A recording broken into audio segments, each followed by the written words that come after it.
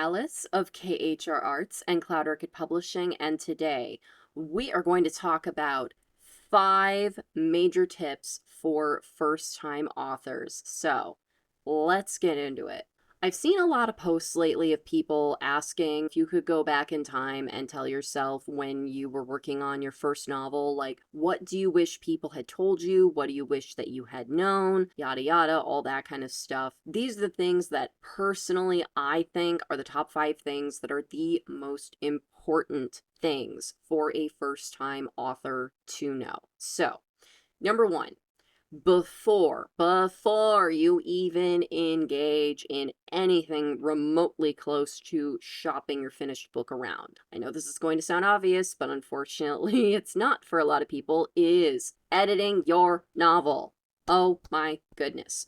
The number of posts that I see regularly online of people posting books, shaming authors, like, look at all these typos, look at this horrible formatting, here's these giant plot holes, here are inconsistencies in the story, here are things that don't make any sense. Make sure that you are editing the crap out of your manuscript before anybody ever sees it. This is something that I see time and time again, are the people who think that they just write a manuscript, just like rough draft from Once Upon a Time to the end, and then they just send it on its merry way. They don't look at it, they don't even run spell check, y'all. And I know that sounds crazy, but a lot of people do that. Don't do that.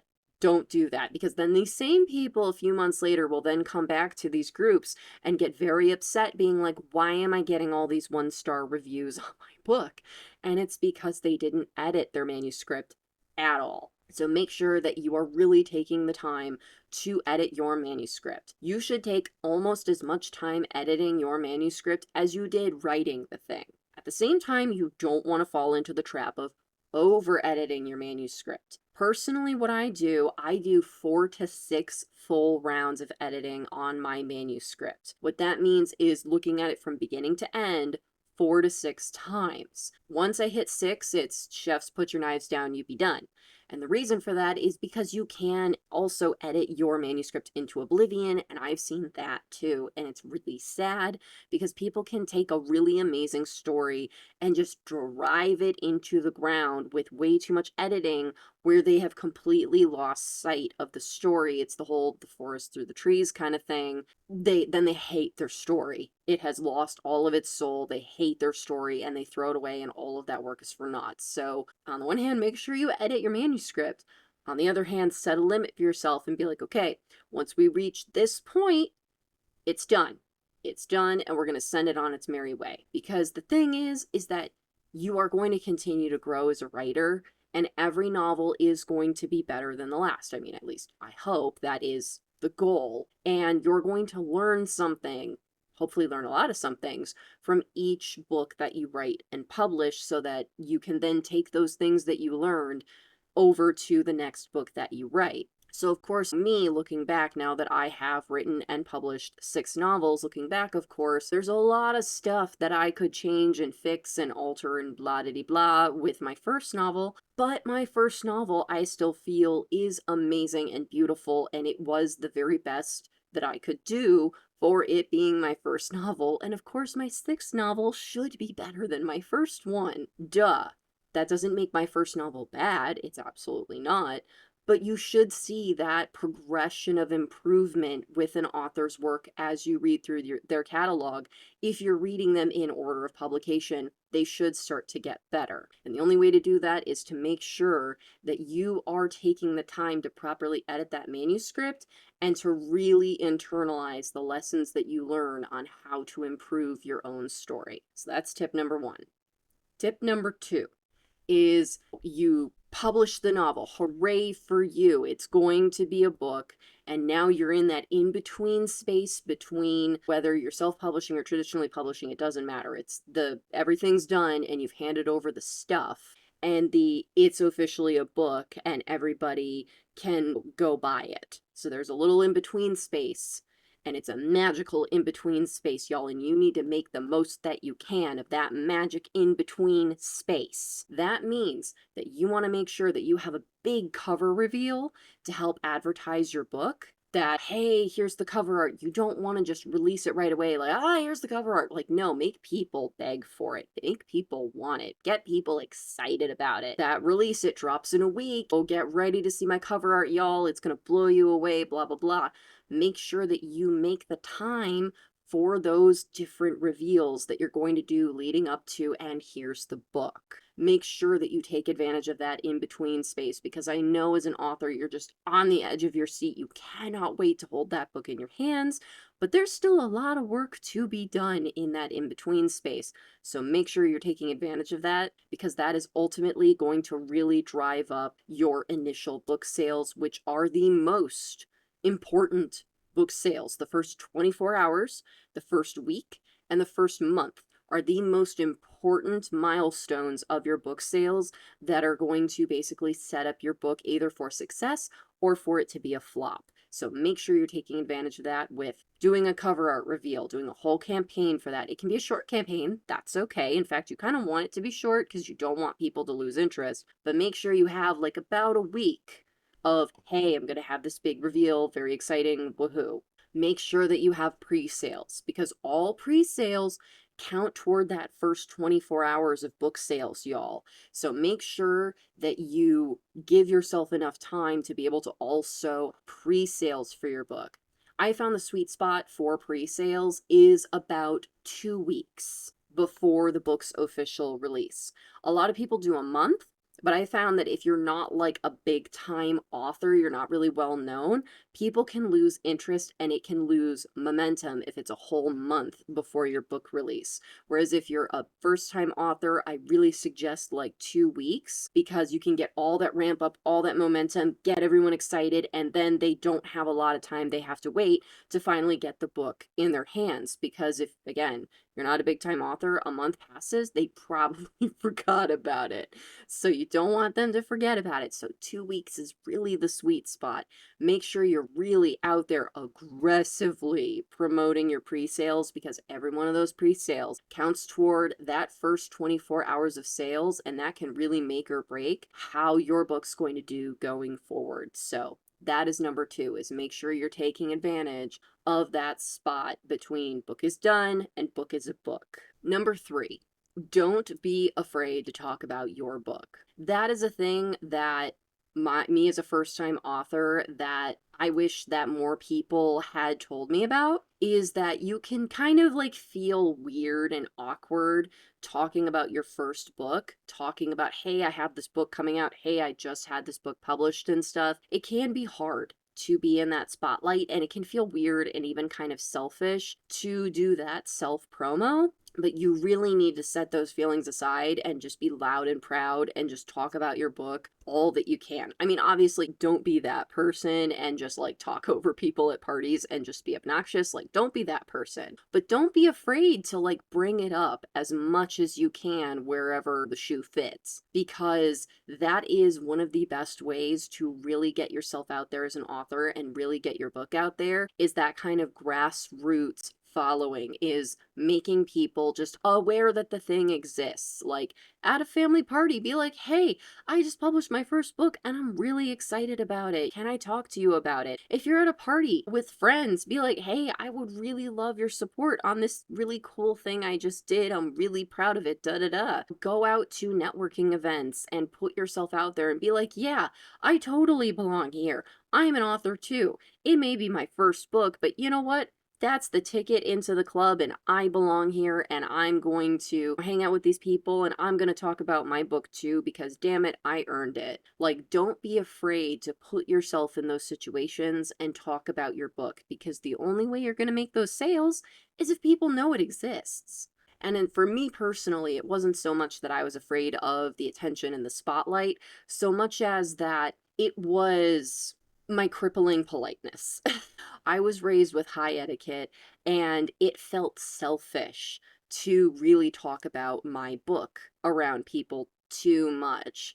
And so I feel like that really did a disservice, in that I really could have done more to, on a personal face-to-face level, do more promoting of my first book had I just let go of that and been like, yeah, you know what? I'm proud of it. And I hope you're proud of it too, because it's awesome. And if you care about me, then you should really care about this big, awesome thing that I did. Of course, you're going to have pushback on that. That's just the way that things go, and deal with that individual situation as it comes up, because each of those is going to be its own thing. But definitely, like, don't be afraid to be proud of the thing that you did and be loud about it. Number 4, going back to before your book is even a book. A big one that I see is that people will just absolutely just be like in working in the shadows, just man of mystery, and then all of a sudden out of nowhere they're like, I published a book, and it's just like, whoa, jump scare, what? Don't do that. That is a terrible way to promote your book. And this is the thing that I've seen a lot of first-time authors and hopeful authors struggle with, is they're like, but it's not a book yet, so I can't talk about it. And it's like, yes, you can, and you should. You absolutely should. A big thing that I do when I'm working on my books is that I will post like work in progress updates, like, hey, just finished working on da da da novel today. I wrote this many words, really working toward that goal. Even something as generic as that being like, here's my word count for the novel that I worked on today, or hey, I overcame a really tough plot hole today. Really excited for the direction the story is going in. Any sort of little tidbits that you can give about the work in progress as it's being a work in progress helps to get people excited about the end product. Because as I try to tell people, this doesn't even matter about you being an author, just literally anybody trying to build a brand on social media and the internet in general. You have to have build up toward the thing, whether it's you have a book release, or you're a musician and you have an album release, or you're an artist and you have a big gallery showing or whatever. You can't just all of a sudden be like, yeah, I'm gonna build my whole like social media presence and my brand presence a week before the thing, a month before the thing. No, you have to have been doing this the whole time. You need to build that audience a year before the thing. Honestly, like, I know that sounds crazy, but yeah, a year before the thing. You need to get all those people behind you so that when you finally get to the finish line, you have a whole crowd of people coming with you to the finish line. Because those are the people that are then going to go buy the book, buy the album, go to the gallery, do the thing. You can't expect them all to just show up out of the ether the week before when they don't know you from Adam, that they haven't heard of you or any of the stuff that you're working on. They'll be like, whoa, what in the whiplash is this? And it's a mistake I see over and over and over again. And it's a particular thing that I've had to put in my contracts as a freelance social media manager, that I let people know, if you want to hire me for only 1 month, specifically for a big release for a thing, I need you to understand that if you have done zero work on your social media presence and on your branding and doing any sort of promoting of this thing, you're going to get subpar results. That I can get you the most viral, clickbaity, amazing campaigns ever, and it's not going to move the needle if you haven't said anything about this or done any building of your presence online before the fact. You have to be doing the work the whole time. And I know we all hate doing the marketing. We all hate doing it, but it's a necessary evil if you want to see that money in your pocket and you want to see that notoriety on the internet.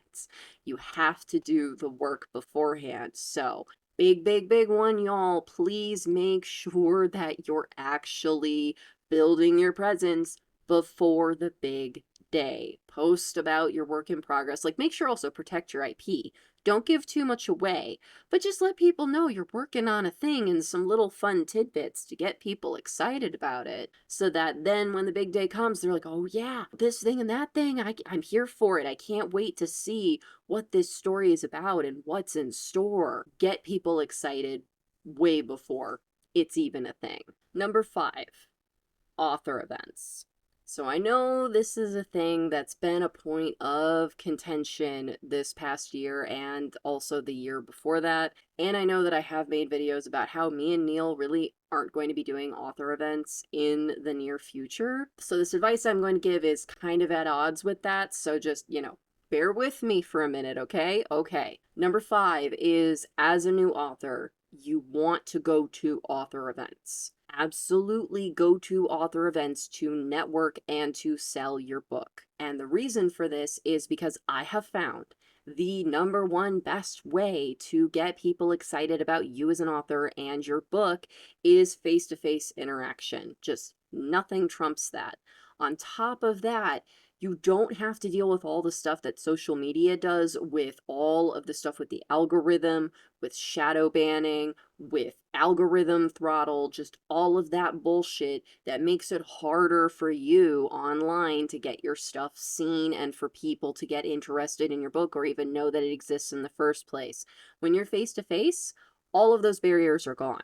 And as a first time author, it is just such an easy way to be able to get yourself in front of a lot of people all at once, whether that's like a smaller local library or bookstore event or a giant convention. Whatever you decide to do, have a mix of them. Doing as many of those as you can with your first book is so, so crucial to building your brand and really getting your first book out there. I know that unfortunately, book events have become more expensive than ever. There are so many more scams out there. There's so many people trying to jump on the train of a quick cash grab of, oh, I'm just gonna like build this event and like have a bunch of authors come and I don't know, do whatever it is they do. And they build either a subpar event or they end up just taking the money and running. And that sucks. So, like, obviously, make sure you ask around, find out what events can really be vetted for that you can trust. Really take new events with a grain of salt. Really understand that